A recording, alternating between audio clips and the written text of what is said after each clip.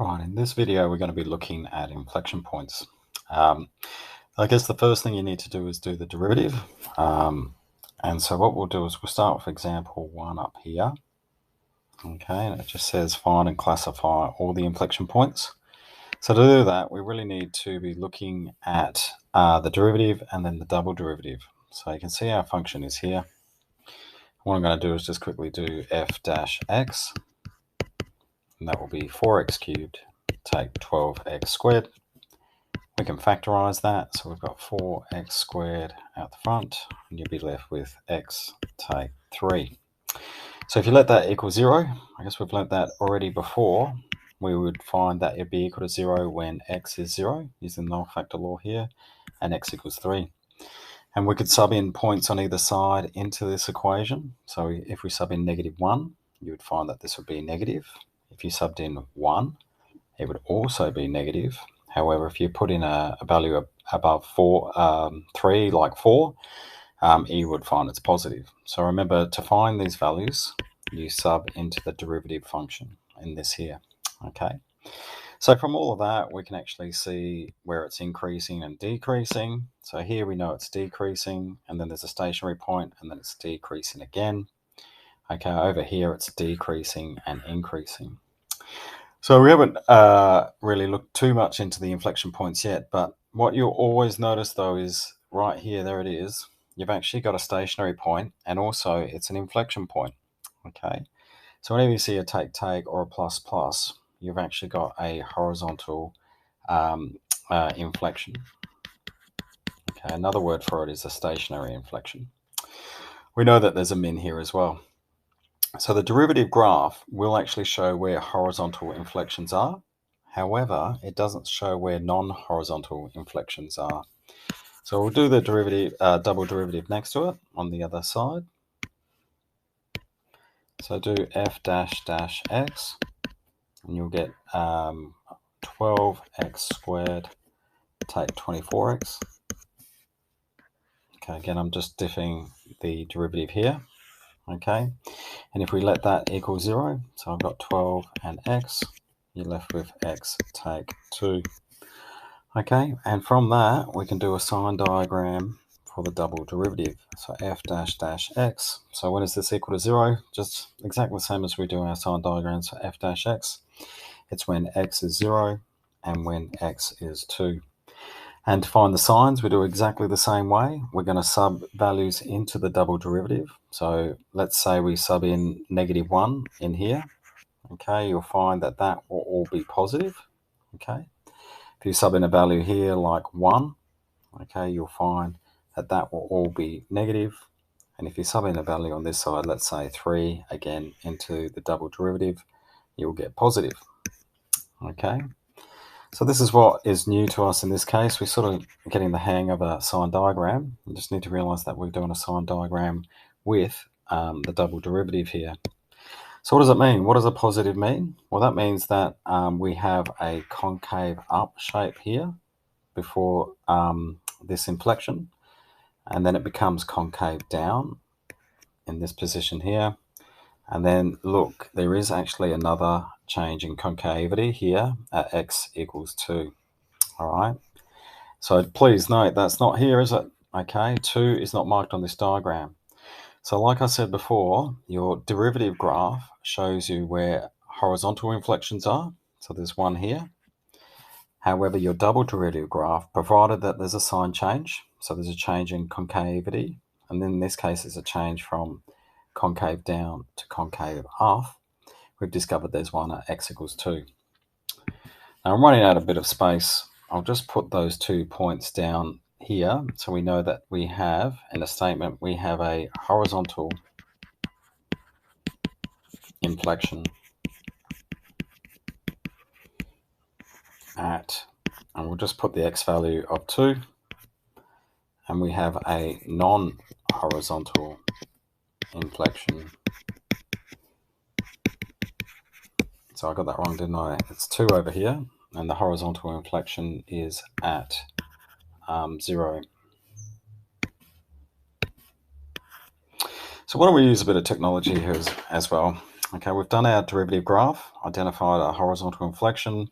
There's also, you can see here at x equals 3a minimum, local minimum. However, this is new to us. The double derivative shows us the concavity. So it's actually concave up, concave down, and then concave up again. Let's use our calculator, shall we? Just to find the other 2 points. So if you just look at my calculator over here, just ignore the second graph. If you just hit draw, I've got to select that graph, so I'll just press select. So this is the graph we've got, and you can see the shape. Okay, see how it's negative here? Just follow my cursor. So we've got this horizontal inflection occurring right there. So it's decreasing, and then horizontal inflection at x equals 0, and then it's decreasing again. And then just around here where I've got my cursor, around x equals 2 on our graph, you can see that there's another inflection, and it's going from, see this part of the graph is concave down and then concave up. Okay, and you can actually see that back in your sine diagram here. So what do we find out where those values are in our graph? So remember, if you were going to do this by hand, to find the y value here and here, you would have to sub back into f of x. Don't sub into either the double derivative or the derivative. So I'll just use the shift gsolve command, and we'll just find a y calc. All right, so if we x equals 0, we've got y equals 5. That's actually quite simple to find anyway from the original function. Let's do another one, shift gsolve, and then go across to y calc again. And our next x value is x equal to 2. And we've got a y value of negative 11. Okay, so that's it.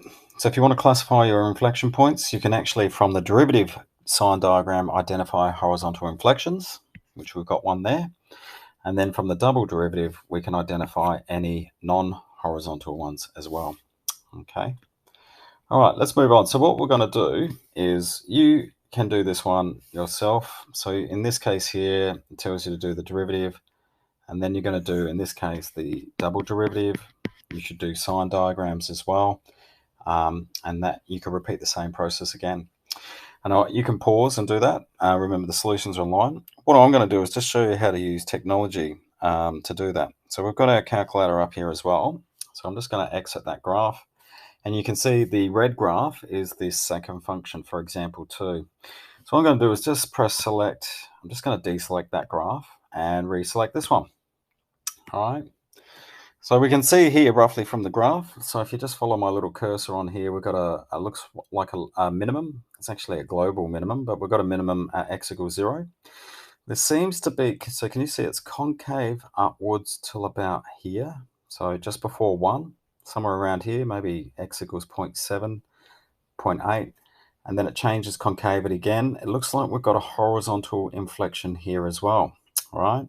So there's a horizontal inflection at x equals 2. So it's changing concavity again. So we could do that by hand, just like we did the last. What I'm going to show you is another way, and you've already been done part of this method before. So what we're going to do is graph the derivative of this graph. So you press Option, okay, Calc, and then D dx, all right, and then you hit Y, which is F1. Okay, and just note this one is Y2. Do you see that? The red graph is labeled as Y2, and then just press across to the X, and then you use the X button down here. Press that, and it's in green. Okay, well, they are both selected, and you can see them there. So what you'll see here, and this is probably the first time we're going to talk about it, is you can actually see that so far you should have known that x-intercepts on the derivative graph are zeros. So we could actually sort of fill out some of this information as we go along here, okay? So like I said, I start again. So I'm not even going to do it algebraically. I know that on the green graph, the zeros, or the x-intercepts, okay, all right, which are going to be here and here, are turning points or stationary points, right? So there's our zeros there. You could use that green sine diagram before. You can see before 0 on your graph, all the derivatives are negative, okay? After 0, all the derivatives values are positive till you hit 2. And then after 2, all the derivatives are positive again, okay? Now, when you're looking at the double derivative, I'll just go down here. So just remember, I'm not really answering the question. I'm just sort of showing you how we can use this technology. The double derivative here, the key, which is really new, inflections on the graph. So we know there's one roughly down here, don't we? Guess what? It's actually a turning point on the derivative graph. See that? So just like I said before, the horizontal inflection occurs at 2. So we could mark that on our graph there. So you can see there, guess what? It's a turning point. It's also a stationary point, isn't it? Okay. In this case here, we can see one just around there. Okay, so it looks, I'm not sure exactly what that is. So we haven't found that value yet, but we know that around here on the red graph is an inflection, which also is a turning point on the derivative graph. So how do you find it? Well, you just could go Shift G solve. Okay, we just find the turning point. So we go, it's a max on the green graph, remember? We've got to select the right graph, so I'm just going to press down to make sure it's highlighted. There we go. It's highlighting green, then pink. Press Enter, and there it is there. So it's 0.66. Okay, and I'm just going to put that on our sign diagram now. Okay, and so that's actually a quick way to find out where those inflections are. It's actually 2/3. Okay, so you can use that sort of information to help you. I guess the last question is how do you do the signs? Well, again, there's different ways to do that, but what I might do is just deselect our derivative graph, and we could just look at the original. Okay, so if you look at the graph before that first inflection, it is concave up. So we know that concave up is positive. But where the inflection is, there's a sign change, isn't it? It's gone from, so at x equals 2/3 or 0.66, it's gone from concave up to concave down to x equals 2. So it's gone concave down there, so it's negative.